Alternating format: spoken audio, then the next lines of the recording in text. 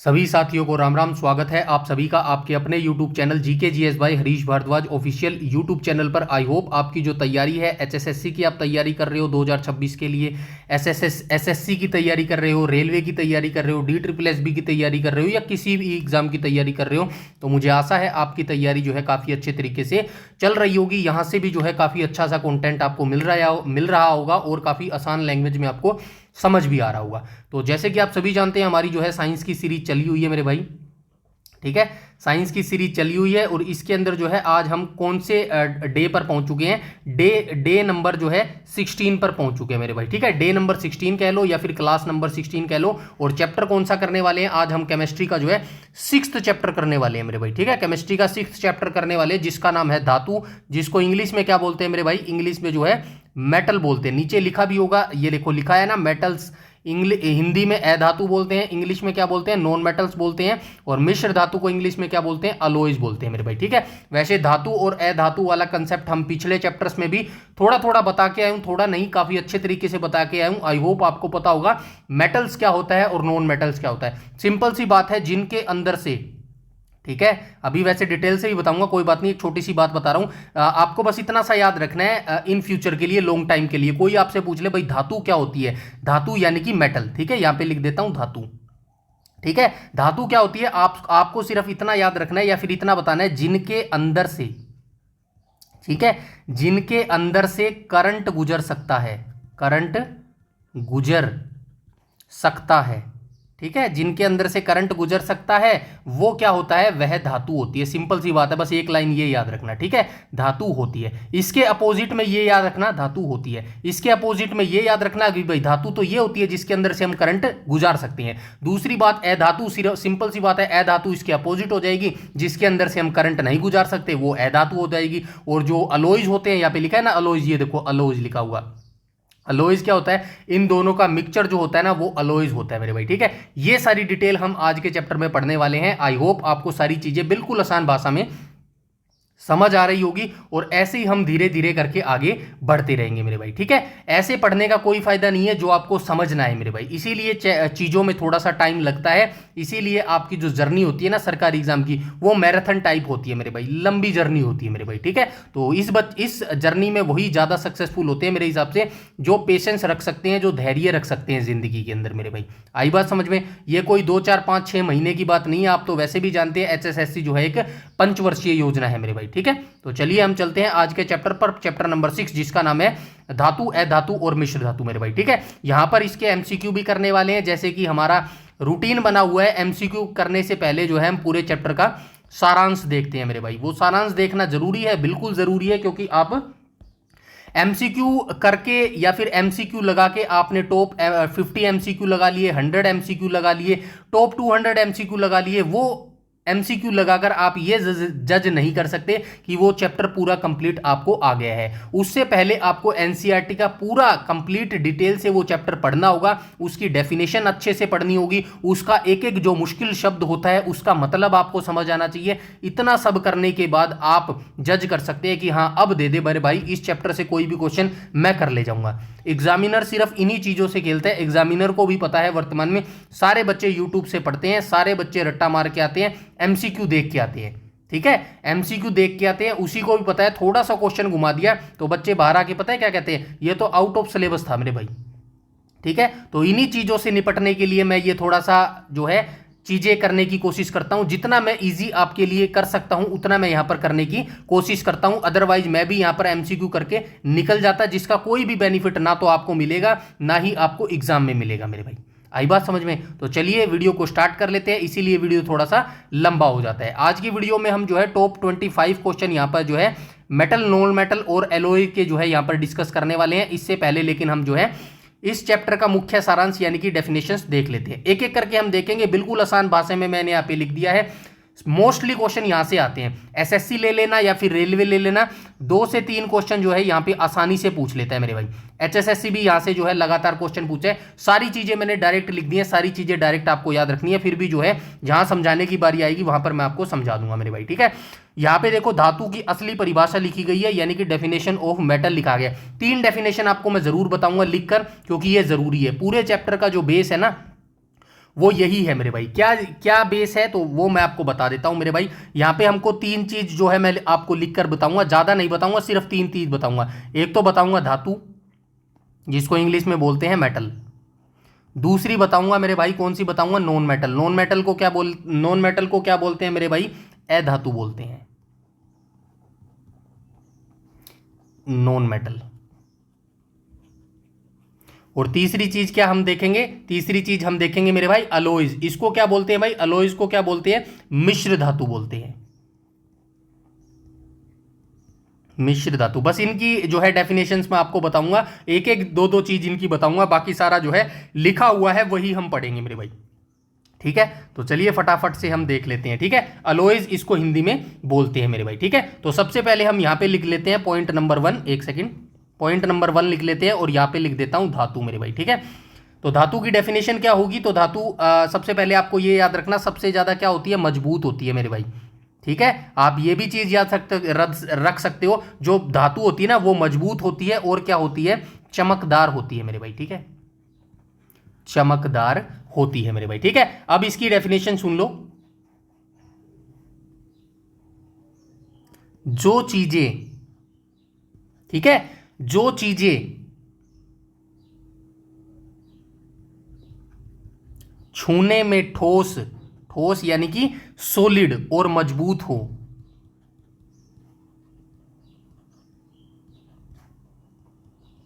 जिनमें एक चमक हो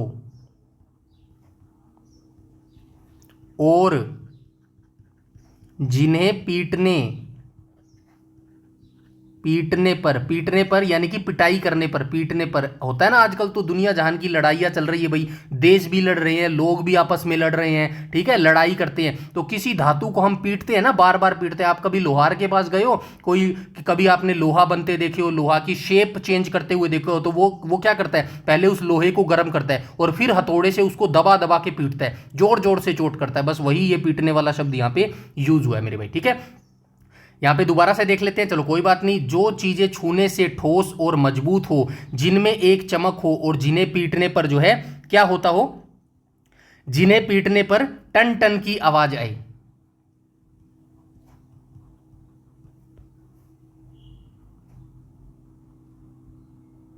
बस ये सारी चीजें अगर आपको दिखे किसी धातु में तो वो क्या हो जाएंगी, वे धातु है मेरे भाई। आई बात समझ में, वे धातु हैं, बस सिंपल सी बात है। ये डेफिनेशन लोकल सी आपको याद रखनी है। मैं कोई यहां पर एनसीईआरटी की डेफिनेशन नहीं बता रहा, वैसे ऊपर डेफिनेशन आपको दिख भी जाएगी एनसीईआरटी की। ठीक है, बस सिंपल सी चीज आपको ये चीजें याद रखनी है। कोई भी आपके सामने धातु आए, ठीक है, कोई भी आए, आपको ये पता लगाना है कि वो धातु है या अधातु है। बस आपको ये चीजें देखनी है। कौन सी चीजें देखनी है, तो आपको ये चीजें देखनी है, जब आप उसको छुएंगे, उस धातु को आप छुएंगे तो आपको वो ठोस लग रही है, ठीक है, मजबूत लग रही है, जिसमें एक चमक आपको दिख रही है, ठीक है, जिसमें एक चमक अलग से ही आपको दिख रही है, और जिसको पीटने पर आवाज टन टन की आवाज आ रही है। उस धातु को ऊपर नीचे मारना या फिर ऊपर से पटकना, किसी चीज को उससे टक टक करके आवाज करना ना, टन टन की आवाज आएगी, तो समझ लेना वो मेरे भाई क्या हो जाएगी, वो एक धातु हो जाएगी मेरे भाई। आई बात समझ में। चलिए अब आगे चलते हैं भाई, आगे क्या बात करते हैं। अब इनमें से एक और पॉइंट याद रखना, इसी धातु की मैं बात कर रहा हूं, इनमें से, ये चीज तो आपको भी पता होगी, इनमें से बिजली, बिजली यानी कि इलेक्ट्रिसिटी और गर्मी, ये भी बताऊंगा, गर्मी की भी एग्जांपल बताऊंगा, गर्मी, ठीक है, गर्मी आसानी से, गर्मी आसानी से आर पार जा सकती है, आर पार जा सकती है, ठीक है, आर पार जा सकती है। इसी वजह से हमारे घर के बिजली के तार और खाना बनाने के बर्तन धातुओं के बने होते हैं मेरे भाई, ये चीज याद रखना। चलो लिख देता हूं, कोई बात नहीं। इसी वजह से ये सारी चीजें मैं इसलिए लिख रहा हूं, टाइम इसलिए लग रहा है क्योंकि मैं आपको लॉन्ग टाइम का योद्धा बनाना चाहता हूं मेरे भाई। कोई 2-4 महीने के लिए मैं आपको लिए नहीं कह रहा, मैं आपको सीरियसली चाहता हूं कि आपका सिलेक्शन हो मेरे भाई सरकारी नौकरी में। आई बात समझ में। और सरकारी सिलेक्शन ना भी होगा ना, तो ये चीजें आपको पता होना चाहिए मेरे भाई। डेली साइंस की ये चीजें हैं, डेली आपके काम में आने वाली चीजें हैं, आपको मतलब पता होना चाहिए। कल को अगर छोटा बच्चा ये पूछ ले कि भाई पापा बताना कि हम ये टोपिया ही क्यों यूज कर रहे हैं, हम कोई और अधातु क्यों नहीं यूज कर। तो आपको पता होना चाहिए मेरे भाई वो धातु जो स्ट्रोंग होती है, जिनके अंदर से हम करंट गुजार सकते हैं, या फिर जिनके अंदर से हम जो है क्या बोला यहाँ पे, गर्मी आसानी से आर पार जा सकती है, वही धातु होते हैं मेरे भाई। आई बात समझ में? चलिए आगे चलते हैं। क्या बोल रहा था मैं, इनमें से बिजली और गर्मी जो है आसानी से आर पार जा सकती है, इसी वजह से, हाँ इसी वजह से हमारे घरों के बिजली के तार और खाना बनाने के बर्तन किससे बने होते हैं मेरे भाई? धातुओं के बने होते हैं। ठीक है,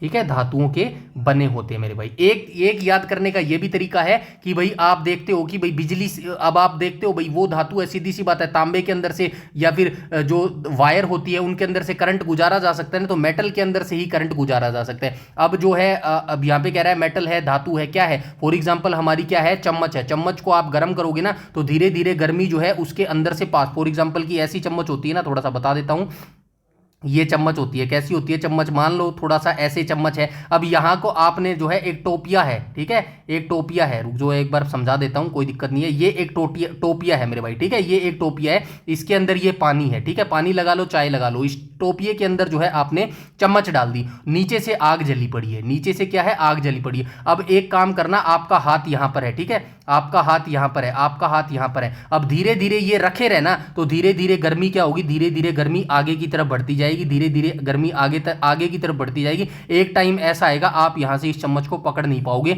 बस यही चीज इस डेफिनेशन में बताने की कोशिश कर रहा हूं मैं भाई। आई बात समझ में? यहां पे उदाहरण आपके लिख देता हूं मैं, ठीक है, उदाहरण मेटल के लिख रहा हूं, कौन कौन से हैं, जैसे कि लोहा हो गया, ये सारी चीजें आपको पता है, मुझे पता है, तांबा हो गया, ठीक है, तांबा हो गया, तांबा को इंग्लिश में क्या बोलते हैं, कॉपर बोलते हैं, लोहे को इंग्लिश में क्या बोलते हैं, क्या बोलते हैं, आयरन बोलते हैं। उसके बाद एल्यूमिनियम आ जाएगा, ठीक है, एल्यूमिनियम कैसे लिखेंगे, एल्यूमिनियम, ठीक है, एल्यूमिनियम हो जाएगा। सोना और चांदी हो जाएगा, बस सिंपल सी बात है, सोना और चांदी, ये सारी क्या हो गई हमारी, ये सारी जो है धातु हो गई मेरे भाई। बस ये धातु की डेफिनेशन उदाहरण आप याद रखना, और सिंपल सा तरीका मेरा याद रखना, यकीन मानना कभी भी आप नहीं भूलोगे। चलिए दूसरा बता देता हूं, अधातु की बात करते हैं फटाफट से, ठीक है। तो अधातु भाई कौन सी होती है, कैसी होती है, भुरभुरी या फिर गैस वाली चीजें होती है, ठीक है, भुरभुरी, भुरभुरी। वहां पे हमने क्या देखा था, ठोस और जो है चमकने वाली चीज होती है धातु। यहां पे क्या होती है, अधातु कैसी होती है, भुरभुरी होती है या फिर गैस वाली चीजें, गैस वाली चीजें। चलिए इसकी भी बता देता हूं डेफिनेशन आसान भाषा में। ये धातुओं के बिल्कुल उल्टे होते हैं, सिंपल सी बात है, ये धातुओं के बिल्कुल बिल्कुल उल्टा होते हैं, बिल्कुल उल्टा होते हैं। बिल्कुल उल्टा कैसे होते हैं, एक सेकंड, बिल्कुल उल्टा होते हैं कैसे होते हैं, जैसे कि उसके अंदर से करंट गुजारा जा सकता है, इसके अंदर से करंट नहीं गुजारा जा सकता मेरे भाई। आई बात समझ में? ये दिखने में चमकदार भी नहीं होते, ये दिखने में, बस यही छोटे छोटे चीजें हैं जिनसे आप वेरीफाई कर सकते हो कि धातु है या फिर नहीं है मेरे भाई। ये दिखने में चमकदार नहीं होते हैं, नहीं होते हैं, ठीक है।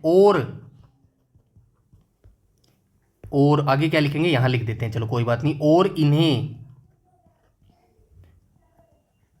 हथौड़े से पीटा जाए तो ये टन टन की आवाज की बजाय क्या करेंगे,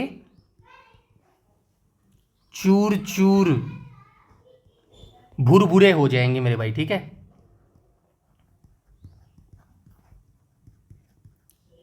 भुरभुरे हो जाते हैं। मेन पॉइंट यही है, इनमें से बिजली या गर्मी नहीं गुजारी जा सकती।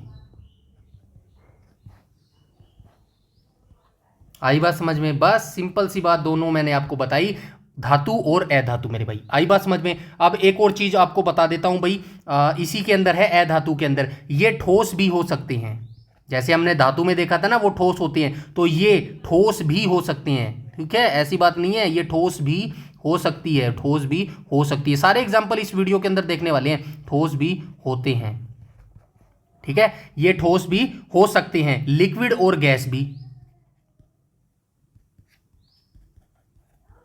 लिक्विड और गैस भी मेरे भाई, गैस भी, आई बात समझ में। यहां तक सारी चीजें क्लियर है। उसके बाद इसका उदाहरण देख लेना। उदाहरण आपको पता ही है मेरे भाई, उदाहरण, उदाहरण क्या क्या हो जाएगा मेरे भाई, कोयला हो जाएगा, ठीक है, कोयला हो जाएगा, कार्बन जो पीटने पर टूट जाता है, ठीक है, ये आपको पता होगा, लिखने की जरूरत नहीं है। उसके बाद क्या हो जाएगा, कार्बन के बाद क्या हो जाएगा, गंधक हो जाएगा, ठीक है, गंधक को इंग्लिश में क्या बोलते हैं, सल्फर बोलते हैं मेरे भाई, ठीक है। और सिंपल सी बात है भाई, ऑक्सीजन हो जाएगी, सांस लेने वाली ऑक्सीजन, सांस लेने वाली ऑक्सीजन। यहां तक ठीक है। चलिए, पहले हमने धातु देखी, फिर हमने अधातु देखी, अब तीसरा लास्ट देख लेते हैं मेरे भाई, जिसकी हम बात कर रहे थे, अधातु नहीं, अधातु तो देख ली, मिश्रित धातु की बात कर लेते हैं। मिश्र धातु, मिश्र धातु, मिश्र धातु नाम से ही पता चल रहा है, मिश्र, मिश्रण, यानी कि दो चीजों का मिश्रण होगा। किन दो चीजों का मिश्रण होगा, धातु और अधातु, यानी कि मेटल और नॉन मेटल का जो मिश्रण होगा ना, उसी को क्या बोलते हैं, उसी को मिश्र धातु बोलते हैं। इसको इंग्लिश में क्या बोलते हैं, अलॉयज बोलते हैं मेरे भाई, ठीक है, अलॉयज इनको बोलते हैं मेरे भाई, ठीक है। दो या दो से अधिक, दो या दो से अधिक धातुओं को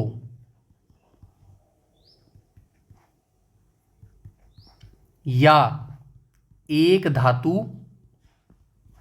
और एक अधातु मेरे भाई, ठीक है, अधातु को आपस में, ये ऐसे आएगा भाई, आपस में पिघलाकर एक नई चीज बना देते हैं, बस, तो उसे मिश्र धातु कहते हैं।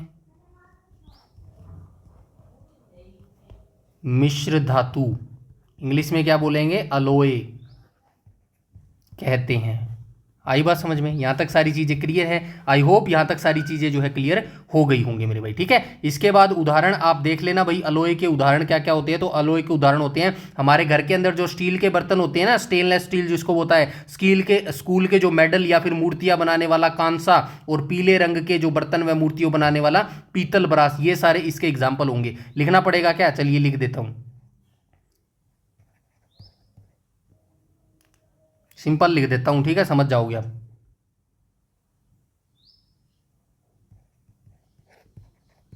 स्टील के बर्तन हो जाएगा, ठीक है। स्कूल के मेडल, स्कूल में मेडल देते हैं ना, स्कूल के मेडल, वो भी मिश्रित धातु के होते हैं, स्कूल के मेडल लिखेंगे ना, मेडल। उसके बाद और क्या हो जाएगा मेरे भाई, और हो जाएगा मूर्तियों को बनाने वाले कांसे, मूर्तियां भी मिश्रित धातुओं से बनाई जाती हैं, मूर्तियां बनाने वाला कांसा। ये सारी चीजें हम देखने वाले हैं, बनाने वाला, ये तो बस मैं एक ओवरव्यू दे रहा हूं आपको, ठीक है। ये सारी क्या होती है, ये सारी जो है मिश्र धातु होती है मेरे भाई, ठीक है। अब वन लाइनर फैक्ट बता दूं इसका, सिंपल सी बात है, जो चीज आपको याद रखनी है, वन लाइनर फैक्ट मेरे भाई। क्या याद रखना है, अगर आपसे पूछे धातु, तो आप सिंपल सी एक लाइन में बताएंगे, जो मजबूत हो, चमके और करंट मारे, ठीक है, ये डेफिनेशन हो जाएगी। जैसे, उदाहरण भी याद रखना, जैसे लोहा मेरे भाई। ये वन लाइनर फैक्ट है किसका, धातु का। अब वन लाइनर फैक्ट एक बार अधातु का भी देख लो, ठीक है। जो गैस हो, जो गैस हो या पीटने पर बिखर जाए, ठीक है, इसका उदाहरण कैसे हो जाएगा, इसका उदाहरण लिखोगे जैसे कोयला, ठीक है, जैसे कोयला। आई बात समझ में, कोयला। उसके बाद देख लेते हैं मिश्र धातु, ठीक है। मिश्र धातु में क्या होएगा, तो मिश्र धातु में होएगा दो तीन धातुओं को मिलाकर बनाई गई, दो तीन, दो या दो से अधिक, एक ही बात है यार, एक ही चीज है, ठीक है। धातुओं को मिलाकर बनाई गई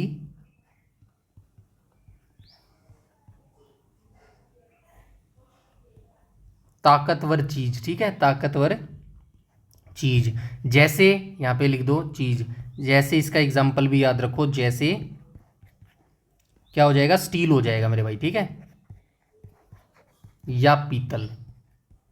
आई बात समझ में। ये तीनों डेफिनेशन आपको बतानी जरूरी थी क्योंकि ये पूरा चैप्टर ही मेटल, नॉन मेटल और अलॉय से संबंधित है मेरे भाई। आई बात समझ में। अब इस चैप्टर में कुछ नहीं है, सिर्फ डायरेक्ट फैक्चुअल चीजें हैं जिनको मैंने आसान भाषा में जो है तोड़ दिया है मेरे भाई, ठीक है। डायरेक्ट आपको ये चीजें समझनी है, एक या दो बार इस वीडियो को देख लेना, सारी चीजें आपको जो है समझ आ जाएंगी मेरे भाई, ठीक है। कुछ भी ऐसा नहीं है जो आपको इसके अंदर समझ नहीं आएगा। चलिए हम यहीं से स्टार्ट करेंगे मेरे भाई, ठीक है। अध्याय नंबर 6 है जिसका नाम है धातु और अधातु। धातुओं की धाकड़ पहचान और उनके भौतिक गुण, जो मैंने नीचे डिटेल में बताई है ना, सारी चीजें यहीं पे लिखी मिलेगी। ये देखो एनसीईआरटी की पॉइंट क्या कहता है, एनसीईआरटी का पॉइंट कहता है वे तत्व यानी कि वे एलिमेंट जो रासायनिक अभिक्रिया के दौरान इलेक्ट्रॉन का त्याग करके धनायन यानी कि पॉजिटिव आयन बनाने की प्रवृत्ति रखते हैं, धातु कहलाते हैं, जैसे कि सोडियम या फिर एल्यूमिनियम मेरे भाई। ये कहने की कोशिश कर रहा है मेरे भाई वे तत्व यानी कि वे एलिमेंट जो इलेक्ट्रॉन होते हैं ना, इलेक्ट्रॉन, ये सारी चीजें हम पहले पढ़ के आए हैं, आई होप आपको ये चीजें पता होंगी मेरे भाई, ठीक है। यहाँ पे इसीलिए ज्यादा नहीं बता रहा। तो वो वे सारे एलिमेंट्स, वे सारे तत्व जो इलेक्ट्रॉन त्याग देते हैं, मतलब कि जो दानी होते हैं। कल भी हमने देखा था ना, भिक्षुक क्या होता है, वो भिक्षुक मांगता है, और जो दान देने वाला है वो दानी है। आपके घर में कोई भिक्षुक आएगा मांगने वाला, आप उसको कोई दोगे ना, आटा दोगे, दाल दोगे, चावल दोगे, तो आप क्या होगे, आप दानी हो, आपने इलेक्ट्रॉन दे दिया। अब आप इलेक्ट्रॉन दोगे ना, तो आप अपने ऊपर क्या लोगे, एक पॉजिटिव चार्ज बना लोगे मेरे भाई, ठीक है, आप पॉजिटिव चार्ज बना लोगे। यही चीज ये डेफिनेशन कहने की कोशिश कर रही है मेरे भाई। आई बात समझ में। चलिए बिल्कुल सरल भाषा में अब इसका मतलब देख लेते हैं। ये देखो, पीरियोडिक टेबल में जो तत्व बहुत बड़े दानी राजा होते हैं उन्हें हम क्या कहते हैं, उन्हें हम धातु कहते हैं मेरे भाई, ठीक है। दानी क्यों, क्योंकि जब कोई रासायनिक क्रिया होती है, ये अपने अंदर से इलेक्ट्रॉन का दान कर देते हैं और खुद को पॉजिटिव चार्ज बना लेते हैं, ठीक है। सिंपल सी चीज है, समझ आ रही है। पीरियोडिक टेबल जो हमने कल देखी थी उसमें बहुत बड़े बड़े तत्व होते हैं, एलिमेंट्स होते हैं, वो क्या करते हैं, दान करते हैं, ठीक है, इलेक्ट्रॉनों को बाहर भेजते हैं, इलेक्ट्रॉन को दान दे देते हैं। अब जब जो एलिमेंट, जो तत्व होता है ना, जो तत्व या फिर एलिमेंट है वो इलेक्ट्रॉन को दान कर देगा तो क्या बना लेगा, खुद के ऊपर पॉजिटिव चार्ज लगा लेगा मेरे भाई। अब वो क्या बन गया, मतलब धातु बन गई, यानी कि उसके अंदर से करंट गुजारा जा सकता है मेरे भाई। आई बात समझ में। ये अपने अंदर से इलेक्ट्रॉन का दान कर देते हैं और खुद को पॉजिटिव चार्ज यानी कि धनायन लगा लेते हैं। ये याद रखना भाई, धनायन का मतलब क्या होता है, पॉजिटिव चार्ज, और नेगेटिव कहीं आपको दिखे तो आप मान लेना ऋणायन उसको बोलते हैं, ठीक है, ऋणायन, ठीक है, ऋणायन उसको बोलते हैं, ठीक है। जैसे हमारा सोडियम हो गया या फिर लोहा होगा मेरे भाई, ठीक है। आई बात समझ में, यहां तक सारी चीजें क्लियर हैं। उसके बाद हम चलते हैं आगे, पॉइंट नंबर 2 को देख लेते हैं। पॉइंट नंबर 2, जैसे कि आघात वर्धनीय, इस शब्द का क्या मतलब है, वही शब्द का मतलब है जो मैंने डेफिनेशन के अंदर बताया था। लोहे का हम शेप कैसे चेंज करते हैं, पहले उसको गर्म करते हैं और फिर हथौड़े से उसको पीटते हैं, उसी को आघात वर्धनीय और तन्यता बोलते हैं, ठीक है। सोने का जादू, यहां पे देख लो एक ही चीज है, सोना या फिर लोहा मेरे भाई, ठीक है। धातुओं को पीट कर पतली चादर में बदलने के गुण को आघात वर्धनीय जो है, और पतले तारों में खींचने के गुण को तन्यता कहते हैं। सिंपल सी बात है, ये कह रहा है कि कोई एक धातु है मेरे भाई, ठीक है, कोई एक धातु है, इसको जब आप लगातार पीटोगे, ठीक है, इसको लगातार आप क्या करोगे, पीटोगे, तो इसका क्या होगा, इसका शेप बदल जाएगा मेरे भाई, ठीक है। इसका आप कुछ और बना दोगे, उसको कहते हैं मेरे भाई आघात वर्धनीय, उस चीज को बोला जाता है। मतलब कि किसी एक तत्व का, यानी कि किसी एक एलिमेंट का, यानी कि किसी एक धातु को जो है पीट कर किसी दूसरी शेप में बदलना ही क्या कहलाता है, आघात वर्धनीय कहलाता है मेरे भाई। आई बात समझ में, एक चीज यहां से क्लियर हुई। दूसरा आप देखो, तार जो होती है ना, तार, बिजली वाली तार की बात कर रहा है, ये देखो पतले तारों में खींचने के गुण को तन्यता कहते हैं। जो पतले तार होते हैं ना, लंबे लंबे खींचकर लंबे लंबे बन जाते हैं, उन्हीं को क्या बोलते हैं, उन्हीं को तन्यता बोलते हैं मेरे भाई। ठीक है, तन्यता बोलते हैं। डायरेक्ट क्वेश्चन में पूछता है तन्यता जैसे शब्द, तो ये चीज याद रखना, किसी चीज को खींचकर लंबा करना क्या कहलाता है, तन्यता कहलाता है मेरे भाई। आई बात समझ में। ये देखो, सोना गोल्ड सबसे अधिक आघात वर्तनीय और तन्य धातु है। डायरेक्ट क्वेश्चन पूछता है और डायरेक्ट आपको याद रखना है। आपको क्वेश्चन क्या देगा बताइए, निम्नलिखित में से 4 ऑप्शन दे देगा, सोना दे देगा, तांबा देगा, पीतल दे देगा और एक और ऑप्शन दे देगा, और कह देगा बताइए निम्नलिखित में से कौन सी सबसे जो है आघात वर्धनीय धातु है। तो आपको बताना पड़ेगा सबसे आघात वर्धनीय धातु जो है सोना हो जाएगी मेरे भाई। आई बात यहां तक समझ में। चलिए आ गई तो नेक्स्ट पर चलते हैं। ये सरल भाषा नहीं पढ़ा, चलो पढ़ देता हूं, कोई दिक्कत नहीं है। सरल भाषा में क्या कहता है, तो धातुओं के 2 लक्षण परीक्षा में बार बार पूछे जाते हैं। कौन से पूछे जाते हैं, पहला तो आघात वर्धनीय, यानी धातु को हथौड़े से कितना भी पीटो वो टूटेगी नहीं बल्कि फैलकर पतली चादर बन जाएगी मेरे भाई। और दूसरा तन्यता, यानी उसे खींचकर पतले पतले लंबे तार बनाए जा सकते हैं। पूरी दुनिया में इन दोनों कामों में सबसे नंबर 1 धातु कौन सी है, तो वो हमारा सोना है। सोने का यह गुण इतना गजब है कि मात्र 1 ग्राम सोने से आप 2 किलोमीटर लंबी तार खींच सकते हैं मेरे भाई। ये चीज याद रखना, 1 ग्राम सोना जो होता है ना, 1 ग्राम सोना, उससे हम कितनी लंबी, उसको खींचकर कितनी लंबी तार बना सकते हैं, तो 2 किलोमीटर। देख लेना आपके घर से 2 किलोमीटर कितना दूर होगा, तो आप ये देख लेना 1 ग्राम सोने से इतनी लंबी तार खींचकर जो है तन्यता के माध्यम से बनाई जा सकती है मेरे भाई। आई बात यहां तक समझ में। बिल्कुल आसान भाषा में चल रहे हैं, कोई ऐसी डिफिकल्ट चीज नहीं है जो आपको समझना है। फिर भी इतना जरूर कहूंगा, 2 से 3 बार इस वीडियो को देख लेना और आराम से शांति से बैठकर पीडीएफ में पहले आप एनसीईआरटी भाषा को पढ़ना। ठीक है, ये जो एनसीईआरटी की डेफिनेशन यहां पे लिखी गई है ना,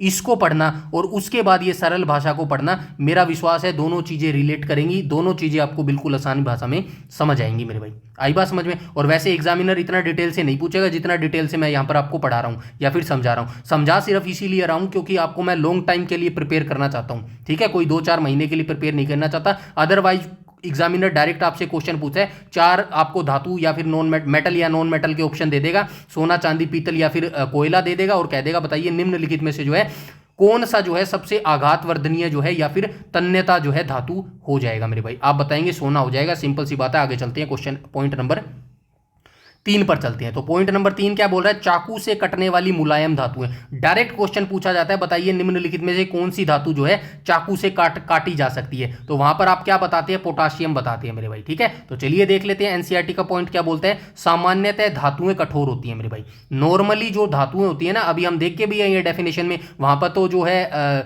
लूज ऐसा कुछ हमने शब्द देखा ही नहीं। हमने क्या देखा, सबसे कठोर धातुएं होती हैं। लेकिन सामान्यतः लिखा गया है यहाँ पे, सामान्यतः यानी कि नॉर्मली धातुएं क्या होती है, कठोर होती है। परंतु यहां पे लिखा है ना, परंतु सोडियम Na, पोटेशियम के, इनका ये नाम भी याद रखना भाई, इनका जो है रासायनिक नाम इनका, इसको इससे डिनोट करते हैं के से, और लिथियम Li इतनी मुलायम होती है कि इन्हें चाकू से आसानी से काटा जा सकता है। अब आप एक बात बताओ, लोहा क्या है, लोहा धातु है ना। अब लोहा को आप चाकू से काट सकते हो, क्या पता कितने साल लग जाएंगे आपको काटने में। लेकिन ये जो कुछ धातुएं यहाँ पे लिखी ना, ये धातु हैं, पोटाशियम हो गया, लिथियम हो गया, सोडियम हो गया, ये भी धातु हैं, लेकिन ये इतनी मुलायम होती है कि इनको चाकू से आसानी से काटा जा सकता है। और डायरेक्ट क्वेश्चन पूछता है वनडे एग्जाम से, बताइए निम्नलिखित में से किस धातु को जो है आसानी से चाकू से काटा जा सकता है। आई बात समझ में। चलिए सरल भाषा देख लेते हैं, यहाँ पे क्या कहती है। वैसे तो लोहा और तांबा बहुत मजबूत और कठोर होते हैं, परंतु केमिस्ट्री अपवादों का खेल है मेरे भाई। अपवाद कहते हैं ना, कुछ अपवाद भी होती है मेरे भाई। एग्जैक्ट परफेक्ट कोई नहीं होता,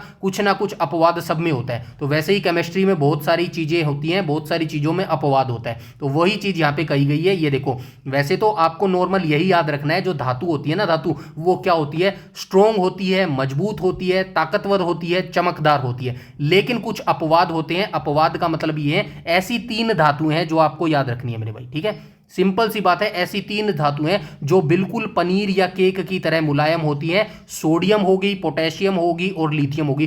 तीनों का नाम याद रखना है, बिल्कुल याद रखना है, रट्टा मार लो, दिमाग में सेट कर लो, यहीं से क्वेश्चन पूछते हैं।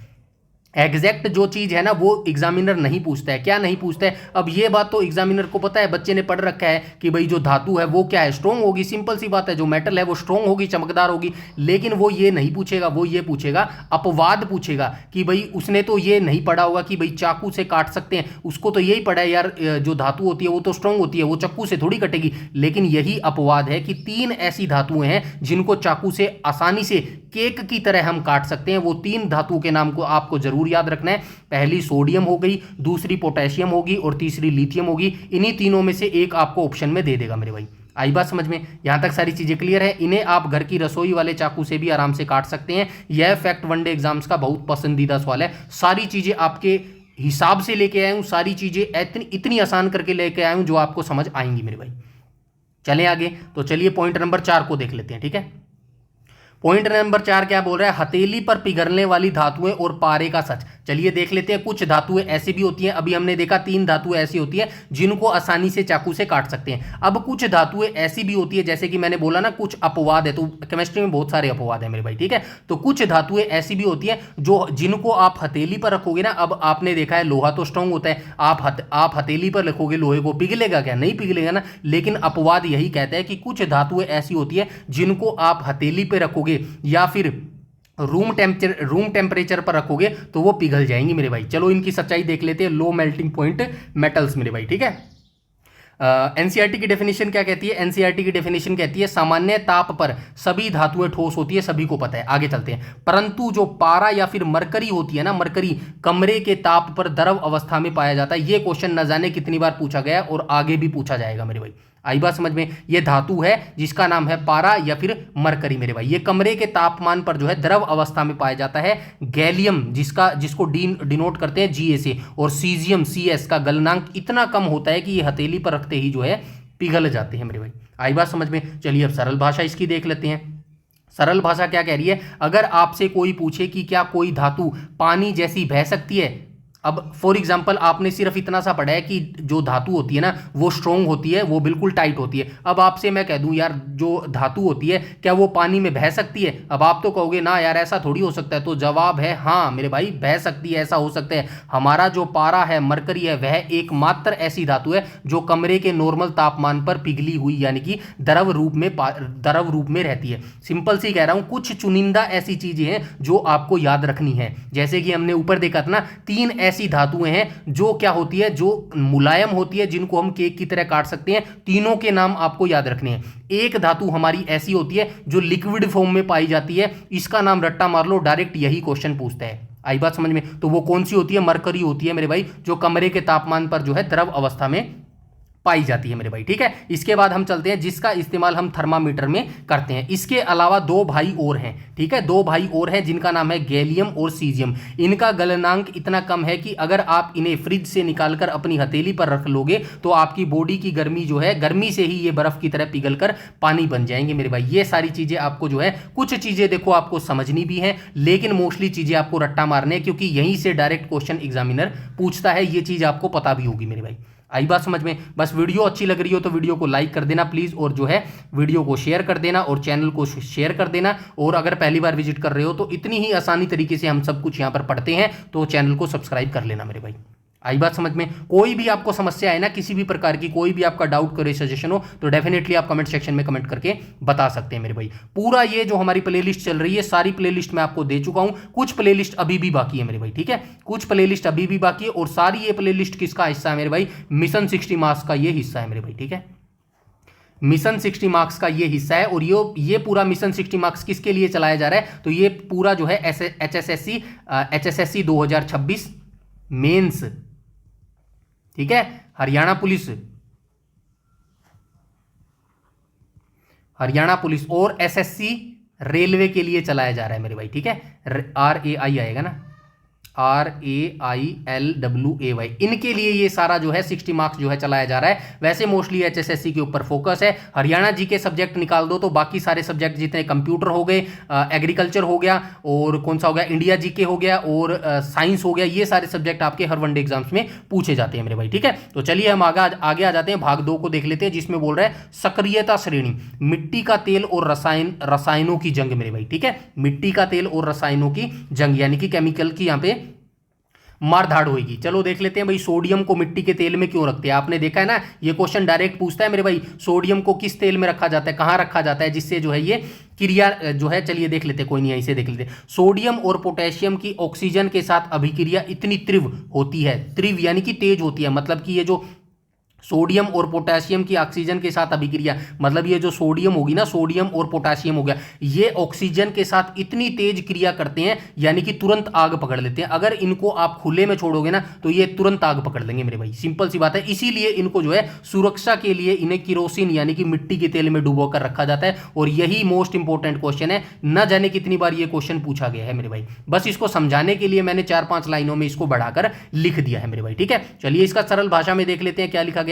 सोडियम और पोटेशियम इतने ज्यादा गुस्सैल और क्रियाशील हैं कि अगर आप इन्हें हवा में खुला छोड़ दोगे तो ये हवा की ऑक्सीजन को देखते ही गुस्से में जल उठेंगे मेरे भाई और आग पकड़ लेंगे। डायरेक्ट क्वेश्चन पूछा जाता है, बताइए निम्नलिखित में से जो है कौन सी ऐसी क्रियाशील धातु है जो ऑक्सीजन को देखते ही आग पकड़ लेती है। तो आपको बताना है सोडियम हो गया और पोटेशियम हो गया, इतने क्रियाशील ये धातु होते हैं कि मेरे भाई ये आग पकड़ लेते हैं ऑक्सीजन के अंदर। इसीलिए इनको जो है किस में डुबो कर रखा जाता है, इसीलिए इनको जो है पानी में डालने पर भी ये बम की तरह फटते हैं मेरे भाई। अब इन्हें शांत रखने के लिए जो है एक ही तरीका है और वो है इन्हें हवा और पानी से दूर रखा जाए। इसीलिए इन्हें हमेशा जो है मिट्टी के तेल में जो है केरोसिन के अंदर डुबोकर या फिर छुपाकर रखा जाता है मेरे भाई। आई बात समझ में। पहले हमने 3 धातु देखी थी जिनको आसानी से केक की तरह चाकू से काटा जा सकता है मेरे भाई। उसके बाद हमने 2 धातु देखी, कौन सी देखी, जो कमरे के ताप पर जो है या फिर आपकी हथेली पर रखकर पिघल जाते हैं मेरे भाई। ये दोनों धातु आपको याद रखनी है। अब हम ऐसी 2 धातु देख रहे हैं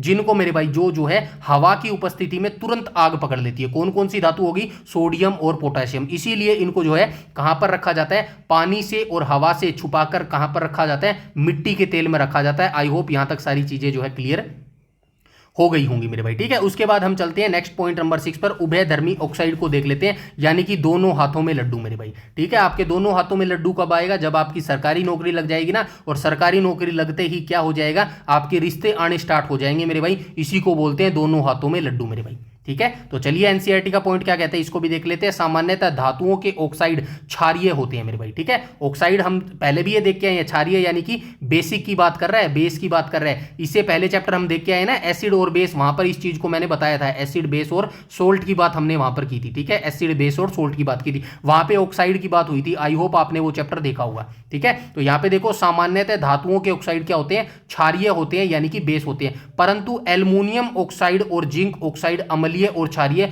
दोनों गुण प्रदर्शित करते हैं। इन्हें उभयधर्मी ऑक्साइड कहा जाता है। इसीलिए बोल रहा हूं क्वेश्चन एग्जामिनर वो नहीं पूछेगा जो 100% सही है, एग्जामिनर क्वेश्चन वही पूछेगा जो अपवाद है। अपवाद वही होता है, कुछ 2-3 चीजों में अपवाद होता है, वही चीज आपको याद रखनी है, जैसा कि मैं इस चैप्टर में आपको बताता आ रहा हूं मेरे भाई, ठीक है। तो चलिए इसको भी सरल भाषा में देख लेते हैं।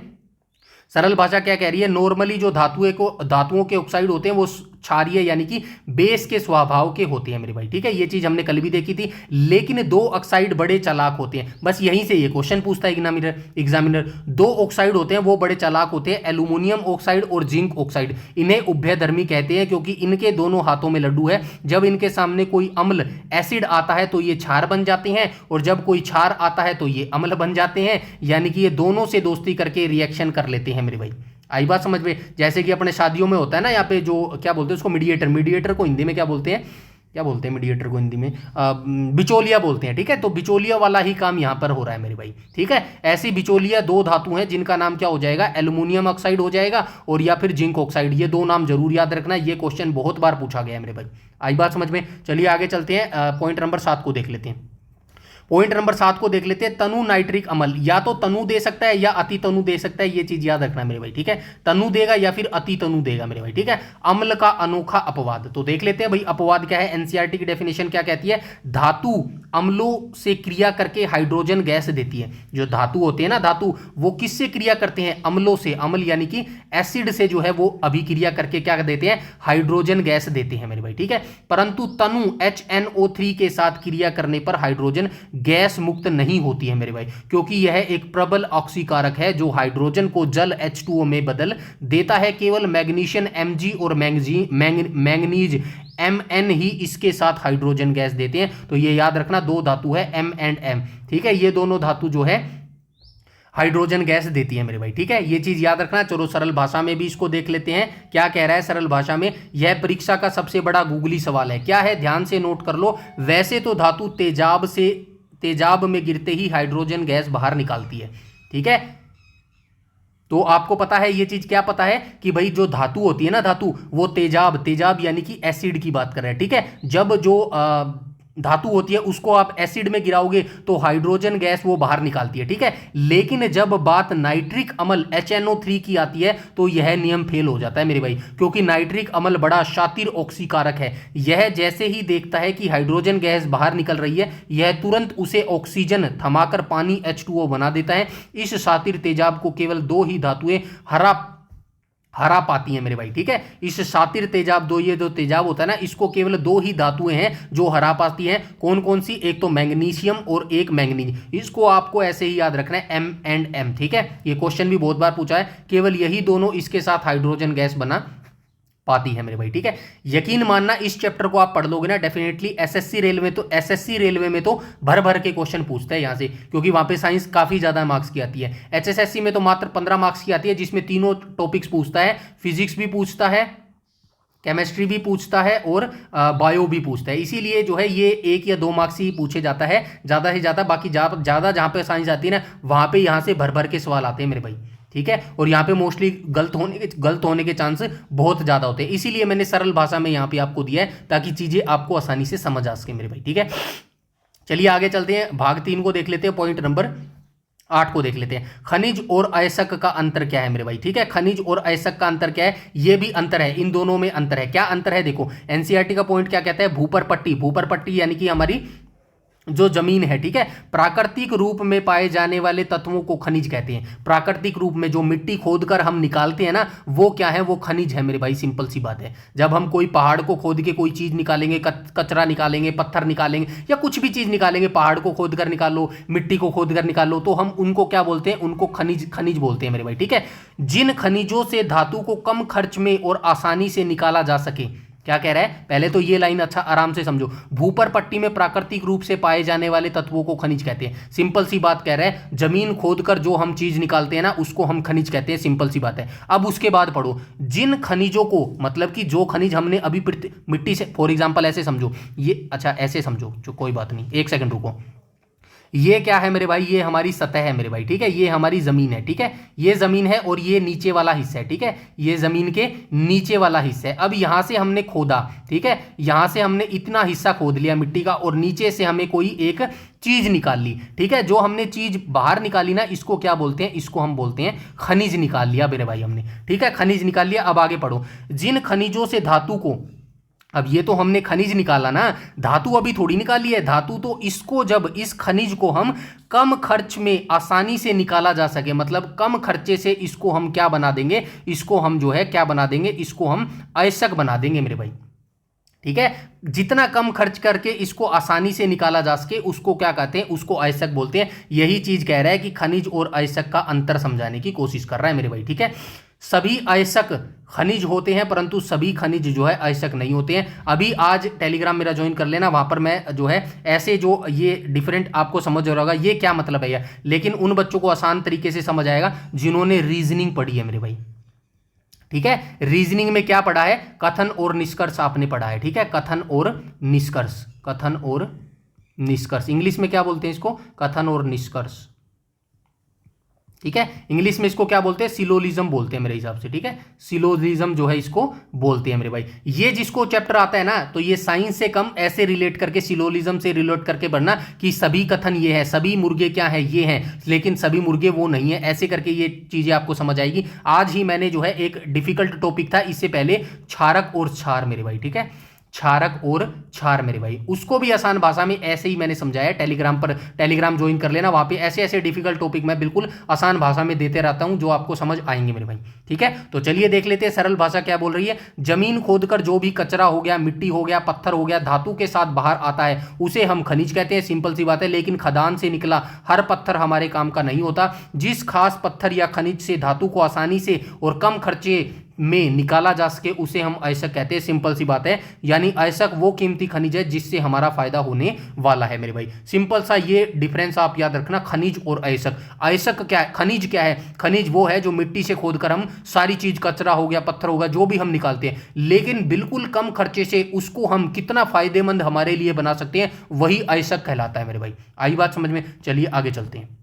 अब देखो फेन उत्पलन विधि को देख लेते हैं मेरे भाई, सल्फाइड अयस्कों का झाग। ठीक है, तो फेन उत्पलन विधि डायरेक्ट पूछता है भाई बताइए, जैसे हमने देखा था, हमने देखी थी ना पीछे वाली कुछ विधियां देखी थी, फिजिक्स के अंदर भी देखी थी, दूध से मक्खन निकालने की विधि क्या कहलाती है, ऐसे क्वेश्चन पूछता है। तो ये भी पूछता है भाई फेन उत्पलन विधि। तो देख लेते हैं, फेन उत्पलन विधि का उपयोग मुख्य रूप से सल्फाइड अयस्कों के संद्रण के लिए किया जाता है। इसमें चीड़ के तेल का उपयोग करके अशुद्धियों को अलग किया जाता है। वही चीज सेम कह रहा है। फॉर एग्जांपल ये विधि क्या करती है वो मैं आपको बता देता हूं। फॉर एग्जांपल ये पानी की भरी हुई बाल्टी है मेरे भाई, ठीक है, पानी की भरी हुई बाल्टी है। अब इसके अंदर आप जो है रेत डाल दो मेरे भाई, ठीक है, आपने क्या डाल दी, मिट्टी डाल दी मेरे भाई, ठीक है, मिट्टी डाल दी। कुछ देर तक ये पानी सारा क्या रहेगा, मिट्टी जैसा जो है ब्राउनी ब्राउनी कलर का रहेगा, सारे कण आपको दिखेंगे मेरे भाई। लेकिन कुछ देर के बाद क्या होगी, सारी मिट्टी नीचे बैठ जाएगी मेरे भाई, ठीक है, सारी मिट्टी नीचे बैठ जाएगी। क्यों बैठ जाएगी? क्योंकि मिट्टी जो है भारी होती है मेरे भाई, ठीक है, मिट्टी भारी होती है, ऊपर जो है पानी साफ बिल्कुल रह जाएगा। इसी को क्या बोलते हैं, इसी को फेन उत्प्लावन विधि बोलते हैं मेरे भाई, ठीक है,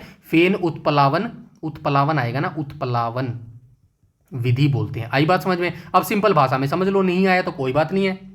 यहां से देखो, यह विधि परीक्षा में बहुत पूछी जाती है। जब हमारे पास सल्फाइड अयस्क होते हैं तो उनकी मिट्टी साफ करने के लिए हमें उन्हें पानी और चीड़ के तेल के घोल में डालकर नीचे से हवा का प्रेशर मारते हैं। इससे अयस्क के कण तेल से भीगकर झाग फेन बनकर ऊपर तैरने लगते हैं और मिट्टी नीचे बैठ जाती है। बस झाग को ऊपर से छानकर अलग कर लिया जाता है। और इसी विधि को, यानी कि ये जो विधि हम अपना रहे थे ना, जिससे झाग को छानकर अलग कर लिया जाता है, यही क्या कहलाती है, यही जो है फेन उत्प्लावन की विधि कहलाती है मेरे भाई। सिंपल सी बात है।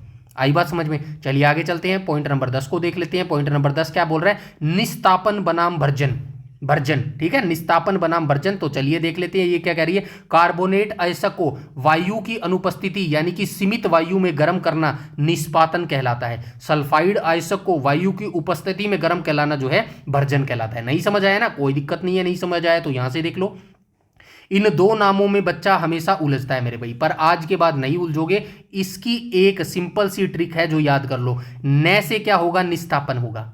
देख रहे हैं निस्तापन कहां गया, निस्तापन, ये रहा निस्तापन। निस्तापन कैसे याद रखोगे, न से क्या बन रहा है, निस्तापन, और न से क्या बन रहा है, नो ऑक्सीजन मेरे भाई।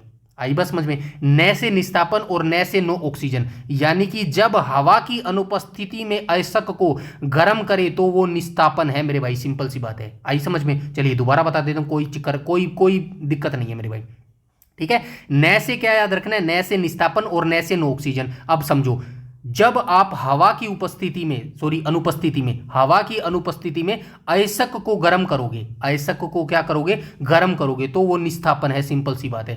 यह कार्बोनेट अयस्क के लिए होता है, कार्बोनेट अयस्क के लिए होता है स्पेशली ये, ठीक है। और भर्जन का मतलब क्या होता है, भर्जन का मतलब क्या होता है, भूनना।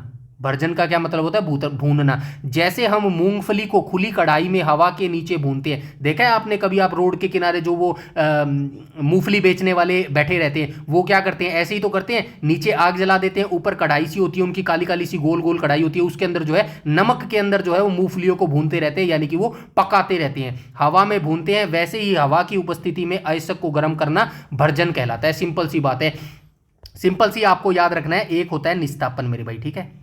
कहाँ लिखूं, यहां पे तो आएगा नहीं, आ जाएगा क्या, चलो लिख देता हूं, निस्तापन, निस्तापन आएगा ना, ठीक है। निस्तापन यानी कि हवा की गैर मौजूदगी, हवा की अनुपस्थिति, ठीक है। हवा की अनुपस्थिति तो क्या कहलाएगी, निस्तापन, और हवा की मौजूदगी क्या कहलाएगी, हवा की मौजूदगी जो है भर्जन कहलाएगी मेरे भाई। आई बात समझ में? यह सल्फाइड अयस्कों के लिए होती है। ये डायरेक्ट याद रखना, क्वेश्चन पूछता है मेरे भाई। आई बात समझ में? चलिए आगे चलते हैं, पॉइंट नंबर 11 देख लेते हैं, विद्युत अपघटनी शोधन मेरे भाई, एनोड और कैथोड मेरे भाई, ठीक है। तो एनसीईआरटी का पॉइंट क्या कहता है, धातुओं के शुद्धिकरण की विद्युत अपघटनीय विधि में अशुद्ध धातु का एनोड प्लस और शुद्ध धातु की पतली पट्टी का कैथोड माइनस बनाया जाता है। शुद्ध धातु कैथोड पर जमा होती रहती है मेरे भाई, ठीक है। जो शुद्ध धातु होती है ना, शुद्ध धातु, वो कैथोड पर जमा होती रहती है। चलिए इसको भी देख लेते हैं। जब तांबे जैसी धातु को बिल्कुल 100% शुद्ध करना हो, जब तांबे जैसी धातु को जो है 100% अगर हमें शुद्ध करना है तो हम बिजली के करंट का इस्तेमाल करते हैं मेरे भाई।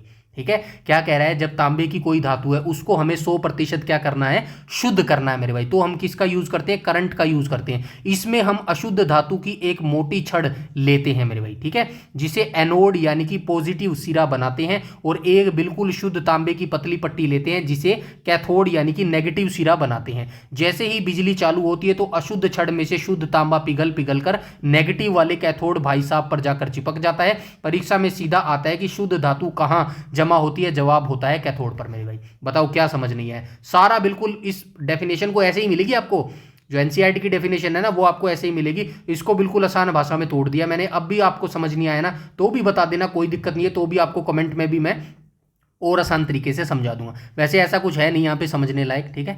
चलिए आगे चलते हैं, पॉइंट नंबर 12 को देख लेते हैं मेरे भाई, ठीक है। भाग 4 को देख लेते हैं, अधातुओं का स्वभाव। तो अधातुओं का स्वभाव वैसे डेफिनेशन में मैं पूरा बता के आया हूँ, ये ना तो चमकदार होती हैं ना ही ये जो है मेरे भाई क्या होती है, ठोस होती है मेरे भाई, ठीक है। वैसे कुछ अपवाद होते हैं वो हम देख लेंगे, ठीक है।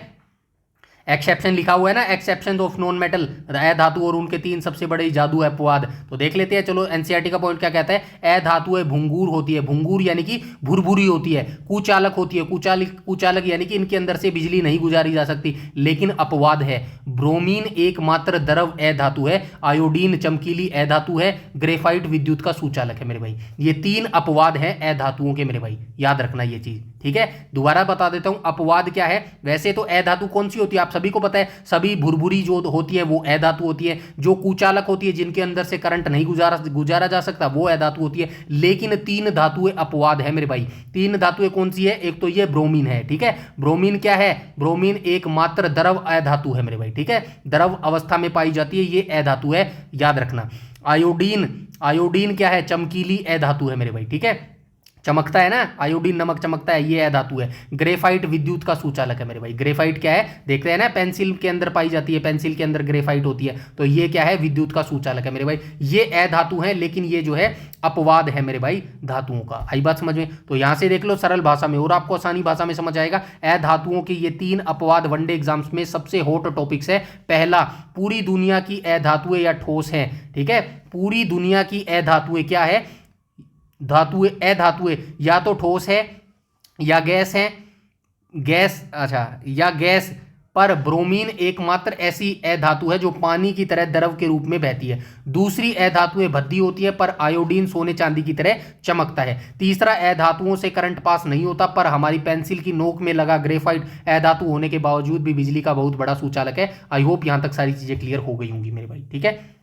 चलिए आगे चलते हैं, पॉइंट नंबर 13 को देख लेते हैं। पॉइंट नंबर 13 क्या कह रहा है, लोहे चांदी और तांबे की बर्बादी, संचारण मेरे भाई, ठीक है। संचारण विधि भी बहुत पूछा जाता है एग्जाम के अंदर, ठीक है। चलिए देख लेते हैं क्या होती है संचारण विधि। लोहे पर भूरी जंग लगती है। आपने देखा होगा कि लोहा अगर खुले में पड़ा है काफी दिनों तक, वैसे आप अगर नया लोहा लेकर आओगे ना तो उसका कलर कैसा होगा, ब्लू जैसा होगा, ठीक है, नीला जैसा कलर होगा। लेकिन कुछ दिन के लिए 10-15 दिन के लिए जो है उस पर पानी के छींटे मार दो और खुली ऑक्सीजन में उसको छोड़ दो तो उस पर क्या हो जाएगा, भूरा जंग लग जाएगा मेरे भाई, ठीक है, भूरा जंग लग जाएगा। इसी लोहे को जंग से बचाने के लिए जो है संचारण किया जाता है मेरे भाई। देख लेते हैं आगे, जिसका वजन बढ़ जाता है मेरे भाई। चांदी पर सल्फर के कारण काली परत और तांबे पर नमी व CO2 के कारण हरी बेसिक कॉपर व कार्बोनेट परत जो है जमती है। अब देखो, संचारण का मतलब है हवा और नमी द्वारा धातुओं को धीरे धीरे रखकर बर्बाद करना मेरे भाई, ठीक है, उसको संचारण बोलते हैं। अभी मैंने आपको बताया ना जो लोहे की धातु है ना उसको 10-15 दिन के लिए बाहर पानी और हवा में खुले छोड़ देना, उसको क्या लग जाएगा, उसको जंग लग जाएगा और उसका जो वजन है बढ़ जाएगा। इसी को क्या बोला जाता है, इसी को जो है संचारण बोला जाता है मेरे भाई, ठीक है, इसी को क्या बोला जाता है, संचारण बोला जाता है। आगे चलते हैं, लोहे पर जब भूरे रंग की जंग लगती है तो ध्यान रखना दोस्तों, जंग लगने से लोहे का वजन घटता नहीं है बल्कि बढ़ता है क्योंकि उसमें ऑक्सीजन आकर जुड़ जाती है। चांदी पर जो काली परत जमती है वो हवा के सल्फर के कारण होती है और तांबे के पुराने लोटे या बर्तन पर जो हरी हरी परत जम जाती है वो बेसिक कॉपर कार्बोनेट की होती है मेरे भाई, ठीक है। यहां तक सारी चीजें क्लियर है। इसके बाद हम चलते हैं आगे, भाग 5 को, पॉइंट नंबर 14 को देख लेते हैं मेरे भाई। चलो थोड़ा सा और रह गया, फटाफट से इसको भी देख लेते हैं। पीतल, कांसा और सोल्डर के घटक को देख लेते हैं। अभी तक हम क्या देख के आए हैं, अभी तक हमने क्या देख लिया, मेटल को अच्छे से देख लिया, नॉन मेटल को अभी अभी देख कर आए हैं, ठीक है। और अब हम क्या देख रहे हैं, मिश्र धातुओं का अनोखा संसार। ठीक है, यहां पर हम क्या देख रहे हैं, अलॉयज देख रहे हैं मेरे भाई। ठीक है, अलॉयज को देख रहे हैं। आप सभी जानते हैं भाई, दो चीजों के मिक्सर से बनी होती है अलॉयज, संसार और जर्मन सिल्वर का धोखा। ठीक है, जर्मन सिल्वर का धोखा, जर्मनी ने क्या दिया था, धोखा ही तो दिया था। चलो आगे देख लेते हैं, एनसीईआरटी की पॉइंट क्या होती है, पीतल, तांबा और जस्ता मेरे भाई। ठीक है, एक सेकंड मेरे भाई, पीतल, तांबा और जस्ता। अच्छा ठीक है, ये ऐसे कह रहा है, एक सेकंड, जो पीतल होता है ना, पीतल, ये तांबा और जस्ता, जिसको Cu+Zn इसको बोलते हैं, से बनता है। ये क्वेश्चन ऐसे ही पूछता है, क्वेश्चन में आपको डायरेक्ट दे देगा, बताइए जो पीतल होता है वो किस किस से मिलकर बना होता है, तो वो तांबा और जस्ता से बना होता है। और आपको जस्ता और तांबा नहीं देगा ऑप्शन में, आपको ऐसे देगा Cu या Zn, ऐसे ऐसे ऑप्शन आपको दे देगा मेरे भाई। तो डायरेक्ट याद रखना, जो पीतल होता है ना, पीतल, वो तांबा और जस्ता से बनता है, Cu और Zn से बनता है। कांसा तांबा और टिन से बनता है। जो कांसा होता है ना, कांसा, वो किससे बनता है, तांबा और टिन से बनता है, यानी कि Cu+Sn से बनता है। और जो टांका होता है, टांका, ये किससे बनता है, या सोल्डर, ये किससे बनता है, टिन या सीसा से बनता है, यानी कि Sn+Pb से बनता है। और यही तीन ऐसी चीजें हैं जिनको बार बार एग्जामिनर पूछता है मेरे भाई। ठीक है, तो इनका रट्टा मार लेना। पीतल किससे बनता है, यहां पे लिख देता हूं, चलो एक एक करके लिख देता हूं, पीतल। ठीक है, पीतल किससे बनता है मेरे भाई, पीतल बनता है, एक सेकंड यहां पे लिख देता हूं ऐसे, पीतल किससे बनता है, Cu+Zn से बनता है मेरे भाई। इसको क्या बोला जाता है, तांबा और जस्ता बोला जाता है मेरे भाई। ठीक है, पहला तो ये हो गया। दूसरा क्या आपको याद रखना है, दूसरा आपको रखना है कांसा मेरे भाई। ठीक है, कांसा, कांसा किससे बनता है, तो कांसा बनता है मेरे भाई Cu+Sn से बनता है। ठीक है, Cu+Sn से बनता है। इसको क्या बोलते हैं, इसको बोलते हैं तांबा और टिन, इसको बोला जाता है मेरे भाई। ठीक है, तीसरा आप याद रखेंगे सोल्डर। ठीक है, टांका, यहां पे लिखोगे टांका, या फिर इसको क्या बोला जाता है, सोल्डर मेरे भाई। ठीक है, सोल्डर इसको बोला जाता है, सोल्डर। ये किस किस से मिलकर बनता है, तो ये टिन और सीसा से मिलकर बनता है, यानी कि Sn+Pb से जो है ये मिलकर बनता है मेरे भाई। ठीक है, Pb से ही मिलकर बनता है। इन तीनों का रट्टा मार लेना, बहुत बार ये एग्जाम में जो है क्वेश्चन पूछा जाता है, और यहीं से पूछा जाता है मेरे भाई। सिर्फ इतना सा याद रखना है मेरे भाई। ठीक है, आई बात समझ में, तो यहां से मतलब ऐसे आप आसान याद कर सकते हो, तांबा और जस्ता। अब आपको क्या बनना है, तांबा, कॉपर, Cu से क्या बन रहा है, कॉपर बन रहा है, कॉपर को क्या बोलते हैं, तांबा बोलते हैं। जिंक, जिंक को क्या बोलते हैं, हिंदी में जस्ता बोलते हैं। ठीक है, कांसा किससे मिलकर बनता है, कांसा किससे मिलकर बनता है, तो ये देखो तांबा और टिन से मिलकर बनता है। Cu को कॉपर बोलते हैं, कॉपर को तांबा बोलते हैं, सिनेबार को हिंदी में क्या बोलते हैं, सीसा बोलते हैं। सिंपल सी बात है, ऐसे याद रखना है। हिंदी में आप याद रख लोगे, लेकिन आपको इनको फॉर्मूला के हिसाब से याद रखना है, साइंटिफिक नाम से याद रखना है। पीतल किससे बनता है, Cu+Zn से मिलता है। ठीक है, ये चीजें आपको अच्छे से याद रखनी है मेरे भाई। ठीक है, फिर भी मैं अपना जितना, आपको थोड़ा सा भी डाउट होना बता देना, और आसान कर दूंगा, और इतनी चीजें दे दूंगा। यकीन मानना, मेरा सिर्फ एक ही मकसद है, इतना कंटेंट आपको देना चाहता हूं, इतनी तैयारी आपको करवा देना चाहता हूं, इतना पॉजिटिविटी आपके अंदर भर देना चाहता हूं, इतना आत्मविश्वास आपके अंदर भर देना चाहता हूं कि कोई भी लोकल जो आइड साइड वाले होते हैं ना, वो आपको डिमोटिवेट करे ना, तो भी आपको रत्ती भर जो हमारा नाखून होता है ना, उसके जितना भी जो है आपको फर्क नहीं पड़ना चाहिए। और एग्जाम में जब क्वेश्चन आएंगे ना, तब आपको अपनी तैयारी पर विश्वास होगा, तब अपने आप के ऊपर विश्वास होगा, आप जो है कॉन्फिडेंस से भरे होंगे। और ये क्वेश्चन जब आप देखोगे ना एग्जाम में, तब आपको जो खुशी मिलेगी ना मेरे भाई, मैं समझ सकता हूं वो खुशी कैसी होगी, अब बयान नहीं की जा सकती। आप कहोगे यार भाई सच में सब पढ़ा हुआ है, तब आपको अपनी मेहनत का फल मिलेगा मेरे भाई। और उसकी जो कीमत होती है ना, कोई कीमत नहीं होती मेरे भाई उसकी। इसीलिए यहाँ पर इतना टाइम वेस्ट हो रहा है मेरे भाई। इसको जो बोलते हैं ना टाइम वेस्ट, इसको टाइम वेस्ट नहीं बोलते मेरे भाई, फ्यूचर सिक्योर करना इसको बोलते हैं। इसको फ्री में सिलेबस कवर करना बोलते हैं मेरे भाई। ठीक है, अपनी मेंटेलिटी थोड़ी सी चेंज करना सीखिए मेरे भाई। ठीक है, चलिए आगे चलते हैं। और ये सरल भाषा देख लेना, बिल्कुल सेम वही है जो मैंने बताया। ठीक है, ये थोड़ी बहुत ट्रिक मैंने पिताजी, ये पी से पीतल, ये थोड़ा सा याद रखने के लिए ट्रिक बताई है, ये थोड़ा सा आप याद रख सकते हो मेरे भाई। ठीक है, बताऊं क्या, चलो बता देता हूं। मिश्र धातुओं से हर परीक्षा में एक सवाल पक्का आता है, इनकी शानदार ट्रिक याद कर सकते हो। पीतल को याद रखने की ट्रिक क्या है, पिताजी मेरे भाई। ठीक है, लिखूं क्या, पीतल ऐसे लिखा था हमने, पीतल। चलो एक बार और देख लेते हैं। पीतल को आप क्या याद रखोगे, पिताजी याद रखोगे। ठीक है, पिताजी।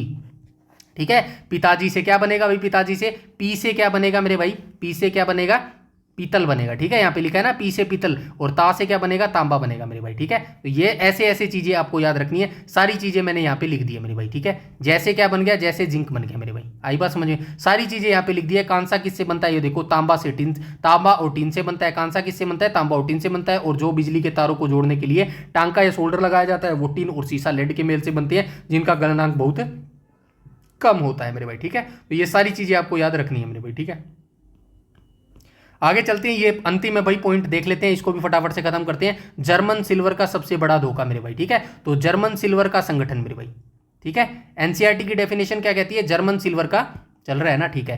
तो जर्मन सिल्वर का संगठन देखो, तांबा इसके अंदर 60% होता है, ये सिल्वर, जर्मन सिल्वर की बात कर रहा है भाई।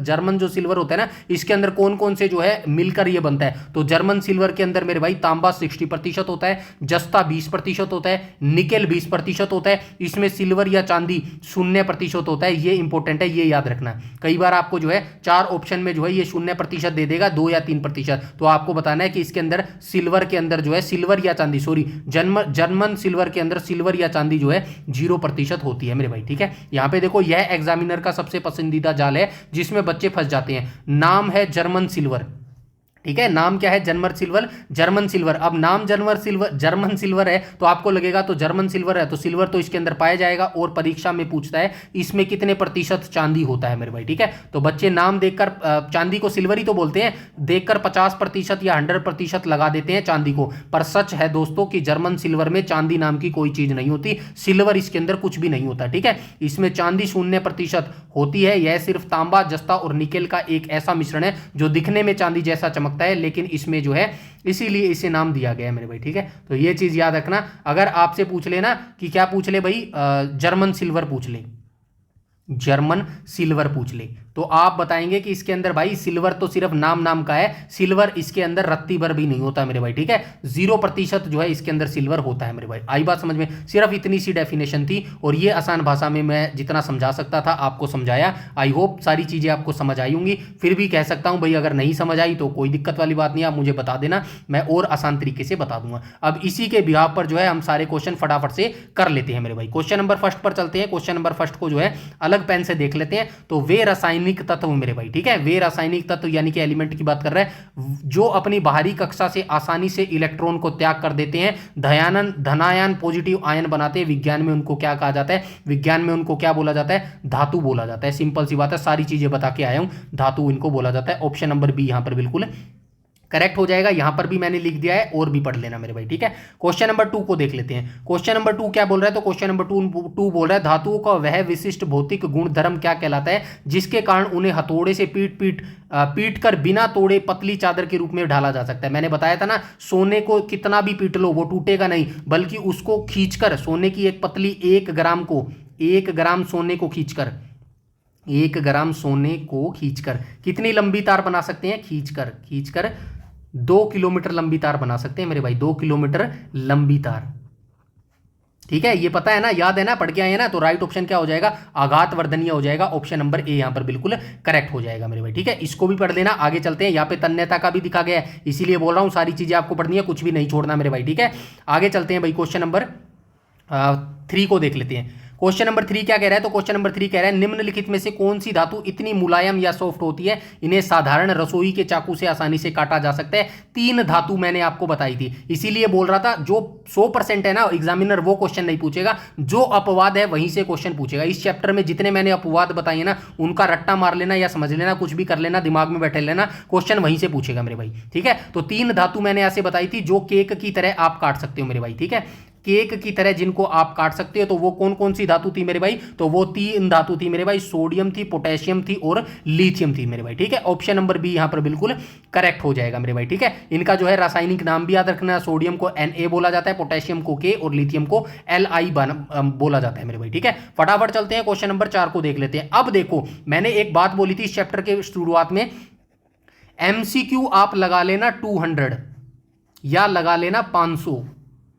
लेकिन आप फिर भी क्या नहीं कर सकते, आप जज नहीं कर सकते, जज नहीं कर सकते, क्या नहीं कर सकते कि पूरा चैप्टर मुझे आता है, मुझे आता है।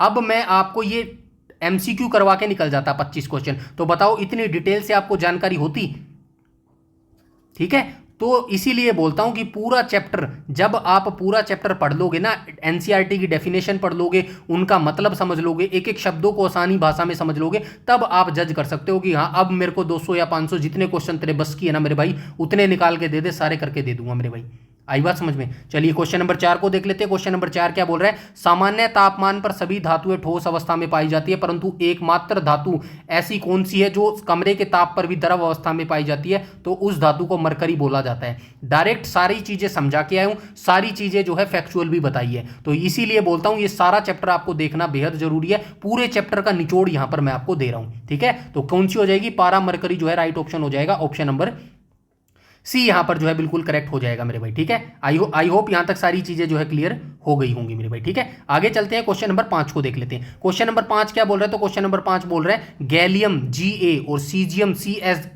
धातुओं के संदर्भ में कौन सा भौतिक कथन जो है 100% सत्य है। यह विद्युत की सबसे बड़ी कुचालक होती है, ये तो कथन गलत हो जाएगा, सत्य पूछा है मेरे भाई। ये दुनिया की सबसे भारी धातु है, ये भी गलत हो जाएगा, ठीक है। दुनिया की सबसे बड़ी भारी धातु कौन सी है, ओस्मियम है क्या, तो फटाफट से मुझे कमेंट सेक्शन में बता दो कि सबसे भारी धातु कौन सी है मेरे भाई, ठीक है। इनका गलनांक इतना कम होता है कि हथेली पर रखते ही पिघल जाती है, बिल्कुल सही बात है। आई बात समझ में, ऑप्शन नंबर सी यहां पर बिल्कुल करेक्ट हो जाएगा। ये चीज भी हम पढ़ के आए हैं, यहां से भी पढ़ लेना मेरे भाई, ठीक है। आगे चलते हैं, क्वेश्चन नंबर 6 को देख लेते हैं। क्वेश्चन नंबर 6 क्या बोल रहा है, तो विद्युत और ऊष्मा की सर्वोत्कृष्ट चालक धातु निम्नलिखित में से कौन सी मानी जाती है। मोस्ट इंपोर्टेंट, मोस्ट रटा हुआ क्वेश्चन, मोस्ट सबसे घटिया क्वेश्चन ये है एग्जामिनर का, और सबसे मोस्ट इंपोर्टेंट क्वेश्चन है, न जाने कितनी बार ये क्वेश्चन पूछा गया। तो विद्युत का सर्वोत्कृष्ट चालक, बेस्ट कंडक्टर कौन माना जाता है मेरे भाई, तो आप सभी जानते हैं कौन माना जाता है, चांदी माना जाता है, सिल्वर माना जाता है। ऑप्शन नंबर बी करेक्ट हो जाएगा क्वेश्चन नंबर 6 का मेरे भाई, ठीक है। आई होप यहां तक सारी चीजें क्लियर है। उसके बाद हम चलते हैं क्वेश्चन नंबर 7 को देख लेते हैं। क्वेश्चन नंबर 7 क्या बोल रहा है, तो सोडियम Na और पोटेशियम के धातुओं को हवा की ऑक्सीजन और नमी से बचाने के लिए हमेशा किस द्रव के भीतर डुबो कर रखा जाता है। तो इस क्वेश्चन को भी मैंने आपको बताया था, बार बार बोल रहा हूं, इस चैप्टर में से वो चीजें आपको नहीं याद रखनी है जो 100% सही है, सिर्फ वो चीजें याद रखनी है जो अपवाद है मेरे भाई। आई बात समझ में। तो सोडियम और पोटेशियम ऐसी धातु हैं जिनको हम कहां पर रखते हैं, मिट्टी के तेल में डुबो कर रखते हैं मेरे भाई, मिट्टी के तेल में डुबो कर रखते हैं। क्यों रखते हैं, क्योंकि हवा और पानी के अंदर आते ही या फिर इनके पास आते ही ये क्या करते हैं, आग पकड़ लेते हैं, इसीलिए इनको मिट्टी के तेल में डुबो कर रखा जाता है मेरे भाई, ठीक है। आगे चलते हैं, क्वेश्चन नंबर 8 को देख लेते हैं। क्वेश्चन नंबर 8 बोल रहा है विज्ञान के उन ऑक्साइडों को क्या नाम दिया जाता है जो अम्ल और क्षार दोनों के साथ अभिक्रिया करके लवण और जल बनाने की क्षमता रखते हैं। ऑक्साइड उनको बोला जाता है मेरे भाई, ठीक है। ऑप्शन नंबर ए इनको बोला जाता है उभयधर्मी ऑक्साइड, इनको बोला जाता है मेरे भाई, ठीक है।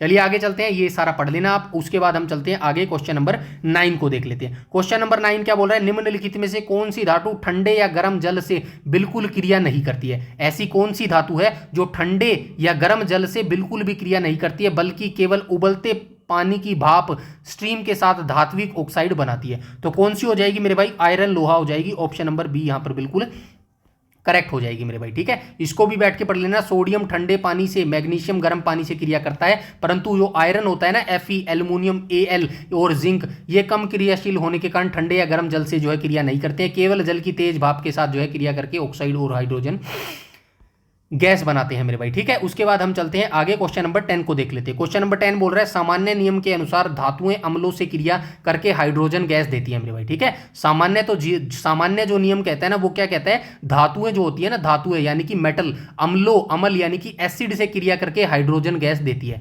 सिंपल सी बात है। परंतु किस प्रबल ऑक्सीकारक अम्ल के साथ क्रिया करने पर हाइड्रोजन गैस मुक्त नहीं होती है बल्कि जल बन जाता है। तो किसके साथ करती है भाई, ऑप्शन नंबर ए हो जाएगा, नाइट्रिक अम्ल के साथ, HNO3। ये भी हम नीचे देख के आए हैं डिटेल, जो अभी हम थ्योरी पढ़ रहे थे ना, उसके अंदर हमने ये चीज देखी थी मेरे भाई, ठीक है। आगे चलते हैं, इसीलिए बोल रहा हूं जो 100% है उसको याद रखो ना रखो, लेकिन जो अपवाद है ना उनको आप जरूर याद रखना मेरे भाई, ठीक है। उनको क्या याद रखना, उनको आप अपवाद जरूर याद रखना। क्वेश्चन नंबर 11 को देख लेते हैं। क्वेश्चन नंबर 11 क्या बोल रहा है, तो क्वेश्चन नंबर 11 बोल रहा है नाइट्रिक अम्ल HNO3 के इस कड़े नियम को हराकर कौन सी दो धातुएं बहुत ही तनु नाइट्रिक अम्ल के साथ क्रिया करके हाइड्रोजन गैस H2 मुक्त करती है। तो दो गैस मैंने बताई थी, H एंड H बताई थी मेरे भाई, ठीक है। H एंड H बताई थी, यानी कि मैग्नीशियम बताई थी और मैंगनीज बताई थी। ऑप्शन नंबर ए यहां पर बिल्कुल करेक्ट हो जाएगा क्वेश्चन नंबर 11 का, ठीक है। आगे चलते हैं, क्वेश्चन नंबर 12 को देख लेते हैं। क्वेश्चन नंबर 12 क्या बोल रहा है, तो क्वेश्चन नंबर 12 बोल रहा है पृथ्वी की भूपर पट्टी में प्राकृतिक रूप से पाए जाने वाले तत्वों या यौगिकों को क्या कहा जाता है। मैंने दो चीज बताई थी, एक तो खनिज बताई थी और एक क्या बताया था, अयस्क बताया था मेरे भाई, ठीक है। एक क्या बताया था, अयस्क बताया था। तो नॉर्मल जो है खनिज की ये बात कर रहा है। क्वेश्चन नंबर 12 का राइट ऑप्शन क्या हो जाएगा, ऑप्शन नंबर बी यहां पर बिल्कुल करेक्ट हो जाएगा, ठीक है। भूपर पट्टी की प्राकृतिक रूप से पाया जाने वाला जो तत्व है ना, उसको क्या बोला जाता है, खनिज बोला जाता है। अयस्क तो वो है जो हमारे फायदे के लिए सस्ता कम पैसों खर्च करके जो है उसको बनाते हैं, निकालते हैं मेरे भाई, ठीक है। आगे चलते हैं, ये सारा पढ़ लेना, सब कुछ दे दिया है। उसके बाद हम चलते हैं क्वेश्चन नंबर 13 को देख लेते हैं। क्वेश्चन नंबर 13 क्या बोल रहे हैं, अयस्कों में उपस्थित मिट्टी, रेत, पत्थर और चूना जैसी अवांछनीय अशुद्धियों को वैज्ञानिक भाषा में जो है क्या कहा जाता है। तो आप सभी जानते हैं भाई, वैज्ञानिक भाषा में इसको क्या बोला जाता है, अधात्री या फिर गैंग बोला जाता है मेरे भाई, ठीक है। आगे चलते हैं क्वेश्चन नंबर 14 पर चलते हैं मेरे भाई, ठीक है। शुद्ध धातु नहीं होती है बल्कि उनमें बहुत सारी अशुद्धियां मिली होती है, अशुद्ध अधात्री या फिर गैंग बोला जाता है, ठीक है। आगे चलते हैं, क्वेश्चन नंबर 14 को देख लेते हैं। क्वेश्चन नंबर 14 बोल रहा है चीड़ के तेल और झाग का उपयोग करके सल्फाइड अयस्कों की मिट्टी साफ करने वाली विशिष्ट भौतिक विधि का क्या नाम है। तो ये हमने देख के आए थे भाई, कौन सी हो जाएगी, फेन उत्प्लावन विधि हो जाएगी, ठीक है। क्वेश्चन नंबर 14 का जो है राइट ऑप्शन क्या, अच्छा निस्तापन होएगा ये, सॉरी सॉरी सॉरी सॉरी, एक सेकंड,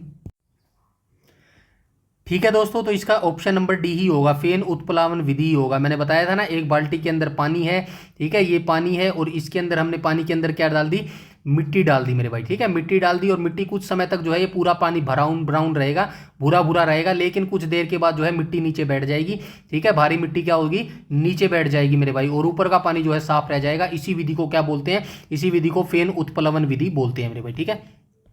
चलिए इसके बाद हम चलते हैं आगे, क्वेश्चन नंबर 15 को देख लेते हैं मेरे भाई, ठीक है। क्वेश्चन नंबर 15 क्या बोल रहा है, तो क्वेश्चन नंबर 15 बोल रहा है कार्बोनेट अयस्कों को वायु की अनुपस्थिति या सीमित वायु में उसके गलनांक के नीचे उच्च ताप पर गर्म करके ऑक्साइड में बदलने की प्रक्रिया क्या कहलाती है। तो ये भी देख के आए तो क्या कहलाती है, निस्तापन कहलाती है। निस्तापन, नी से हमने क्या बोला था, नी से हमने पढ़ा था न से नो, न से निस्तापन पढ़ा था, एक सेकंड, न से निस्तापन पढ़ा था ना, निस्तापन आएगा ना, अरे यार निस्तापन, निस्तापन आएगा ना।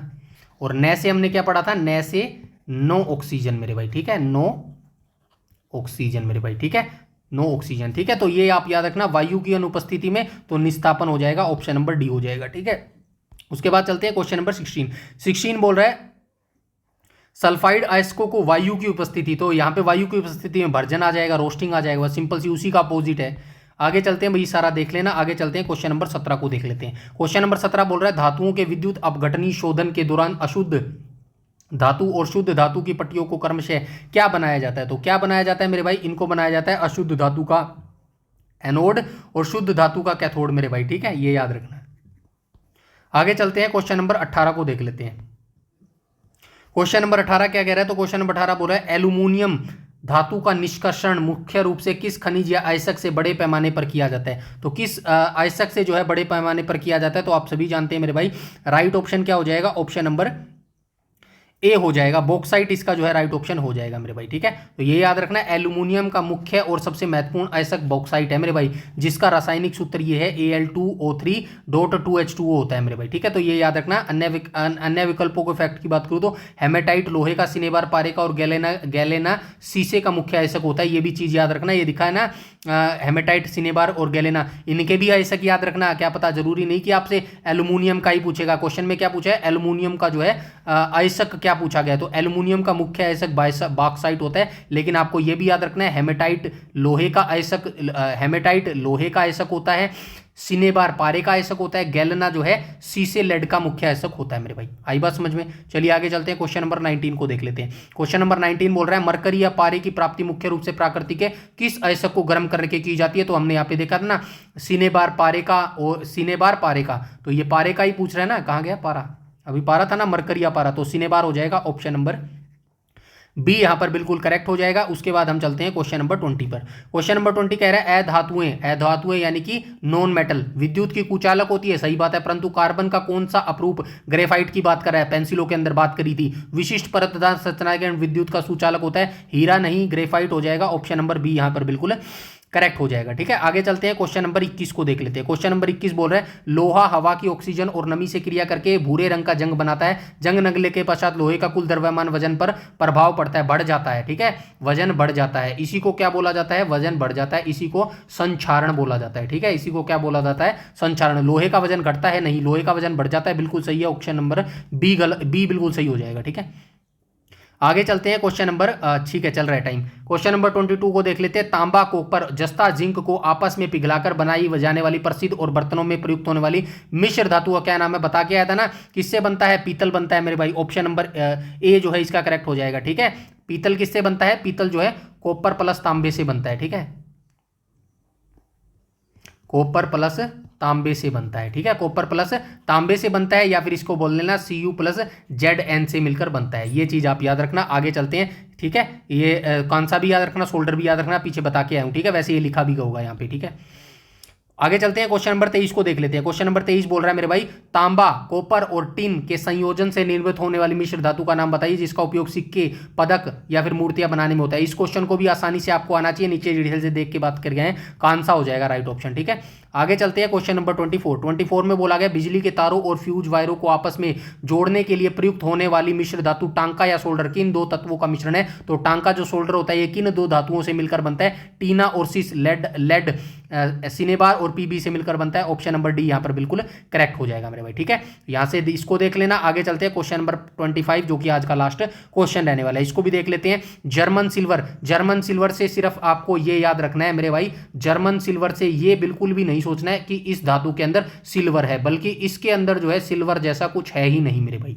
आई बात में, इसमें सिल्वर जो है 0% होती है मेरे भाई। ठीक है, 0% होती है। जर्मन सिल्वर नामक मिश्र धातु के संदर्भ में परीक्षा उपयोगी कौन सा सच सबसे बड़ा धोखा माना जाता है। इसमें 100% जो है शुद्ध चांदी होता है, नहीं ये नहीं है। ठीक है, सच माना जाता है, धोखा माना जाता है, सच धोखा माना जाता है। इसमें चांदी या सिल्वर 0% होती है, बिल्कुल सही है, ऑप्शन नंबर बी यहां पर बिल्कुल करेक्ट हो जाएगा मेरे भाई। ठीक है, तो ये सारी चीजें आपको याद रखना है, और कोई भी अगर आपको डाउट हो तो इस क्वेश्चन में कमेंट सेक्शन में कमेंट करके बता देना। मेरे हिसाब से जितना परफेक्ट तरीके से, जितना आसान तरीके से, जितना बिल्कुल ईजी तरीके से आपको याद हो सकता है वो मैंने यहां पर करवाने की आपको कोशिश करिए मेरे भाई। ठीक है, तो आज के वीडियो लेक्चर में इतना ही। बस वीडियो को लाइक कर देना, और जो है चैनल पर पहली बार विजिट कर रहे हो तो चैनल को सब्सक्राइब कर लेना मेरे भाई। ठीक है, चैनल को सब्सक्राइब कर लेना और चैनल को शेयर कर देना मेरे भाई। बस इतना सा काम आप मेरे लिए कर सकते हो, अगर आपको मेहनत सही दिशा में जो है लग रही हो तो मेरे भाई। ठीक है, तो आज के वीडियो में इतना ही रखते हैं, मिलते हैं कल वाली क्लास में। और टेलीग्राम जरूर ज्वाइन कर लेना भाई, टेलीग्राम बहुत इंपॉर्टेंट है। टेलीग्राम पर सारी PDF भी आपको मिलती है, और मोस्ट जो डिफिकल्ट चीजें होती हैं उनको भी मैं आसान तरीके से वहां पर शेयर करता रहता हूँ, और करंट अफेयर भी वहां पर अपलोड करता रहता हूँ मेरे भाई। ठीक है, तो टेलीग्राम ज्वाइन कर लेना, बहुत जरूरी है मेरे भाई। ठीक है, तो आज के वीडियो सेशन में यहीं तक रखते हैं, मिलते हैं कल वाली क्लास में। कल हम जो है केमिस्ट्री का 7वां चैप्टर करेंगे, और इसी वीक, ठीक है, इसी वीक यानी कि सैटरडे को जो है हम केमिस्ट्री फिनिश कर देंगे मेरे भाई। केमिस्ट्री को जो है फिनिश कर देंगे, और मंडे से हमारी क्या स्टार्ट होगी, मंडे से हमारी बायो स्टार्ट हो जाएगी मेरे भाई। ठीक है, तो बस जुड़े रहिएगा, लगातार तैयारी करते रहिएगा, अपना फीडबैक ईमानदारी से मुझे देते रहिएगा। आपके कमेंट्स मुझे बहुत मोटिवेशन और एनर्जी देते हैं, इतनी देते हैं जो मैं बता नहीं सकता। उसका आउटपुट आप इस PDF में देख सकते हैं। जो आपके कमेंट्स मुझे ऊर्जा देते हैं ना, उसी का नतीजा है जो मैं इतनी सीक्वेंस वाइज व्यवस्थित और बिल्कुल आसान भाषा में PDF आपके लिए बना पाता हूं मेरे भाई। ठीक है, तो आज के वीडियो में इतना ही, मिलते हैं कल वाली क्लास में, तब तक के लिए धन्यवाद।